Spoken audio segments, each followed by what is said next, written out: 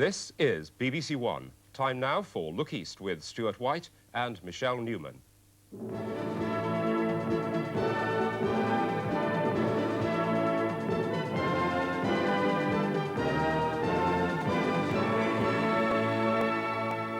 Counting the cost after the worst storms on record. Repair bills run into millions.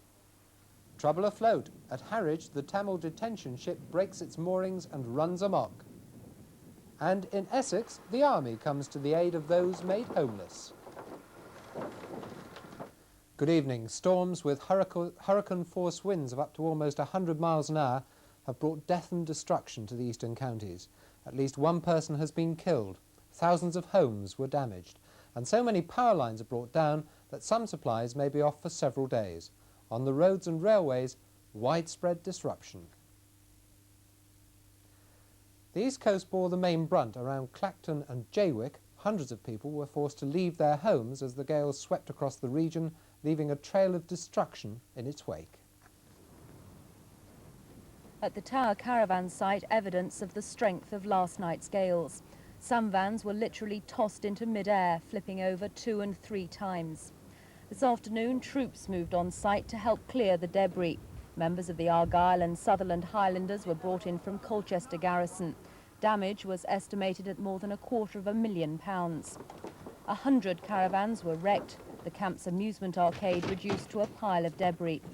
For the site owner, a business in ruins. Scarcely believable after all these years and the high winds we have every year. Didn't dream that it would be as catastrophic as in fact it has proved to be. Just a few miles away, Clacton-on-Sea appeared to have taken the brunt of the gales. At the Normanhurst Old People's Home on the seafront, elderly residents were led to safety when the entire roof at one end was ripped off. Debris crashed down onto a local doctor's house next door, causing more havoc. Builders worked inside the old folks' home, clearing the rubble to make the property safe. Another Clacton family had a lucky escape when a tree came crashing down right into their home. The couple had just moved out of the bedroom to redecorate. On the sea front, the full force of the gales was evident. Metal lampposts were twisted and broken. Coupled with last night's high tide, dozens fled from their homes to safety. Today, about 70 evacuees were being looked after at Frobisher School in Jaywick. They'd grabbed pets and just a few belongings as the gales brought the high tides crashing over the sea wall. It was hell. I got up at 4:30, woken up at 4:30 with the rain pouring through our bungalow down at Jaywick, and I've never known a nightmare like we had last night. I come out in that gale force winds trying to get away from it, because on the CB I heard that the wall had gone. So I was running around there like a mad person trying to get out. How bad was it this morning? Absolutely terrifying, really frightening. The sea was coming over, started coming over about 2 o'clock, the sea. And it's, well, when we all were evacuated, we were coming up the road in the coach, and it was really, the wind was, well, really frightening. You must be used to high seas and high winds down here, though. Oh yes, but not like that. Many of the evacuees who are used to living next to high seas and storms say after last night's gales they never want to return home. Further along the coast, ships were soon in trouble from heavy seas whipped up by winds of over 90 miles an hour.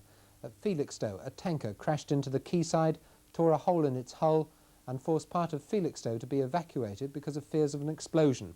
Across the river at Harwich, the detention ship housing immigrants broke free of its moorings and ran amok in the shipping channel.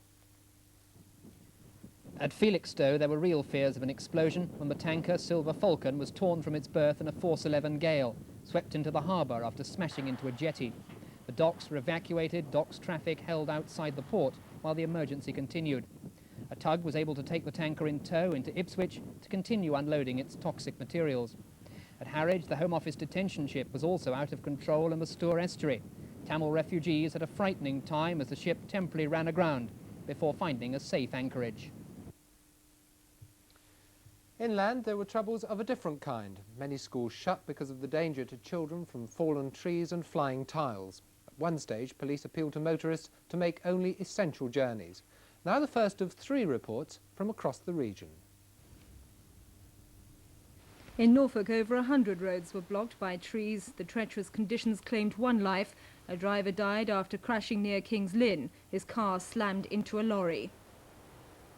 Holiday caravans at Great Yarmouth were smashed to pieces as fierce winds reaching 100 miles an hour rushed off the sea, wrecking everything in their path. One caravan was literally sliced in half, but no one was hurt. At Diss, tiles and slates were ripped from roofs and similar damage has been reported across the county. Norfolk fire officers were kept busy throughout the night and today. Their list of emergency call-outs lengthened by the minute. Worried callers were urged to be patient. Rail services were halted because of blocked tracks. Most schools were closed. TV programmes were knocked out by main supply failure. Tonight, overturned vehicles still litter roads. Eastern Electricity has brought in teams of engineers from the Midlands to help restore power. In Suffolk, the Electricity Board Control Centre at Bury St Edmunds has been working at full stretch. Hundreds of power lines and pylons have been felled, cutting off electricity to thousands of homes. Wind speeds of over 100 miles an hour tore through the county, leaving a trail of damage. In Ipswich town centre, the glass roof of the bus depot collapsed. 12 vehicles were damaged as it came crashing down on top of them. No buses have been operating in Suffolk today. Rail services also ground to a halt, with many lines completely blocked by trees and totally unpassable. Roads were also blocked, including the A45 trunk road over the Orwell Bridge. An articulated lorry turned over in the gales. One police officer said it was the worst night of his 20-year career. In the rest of the region, 75-mile-an-hour winds began to knock over even the largest of vehicles. In Cambridgeshire, 15,000 homes are without power.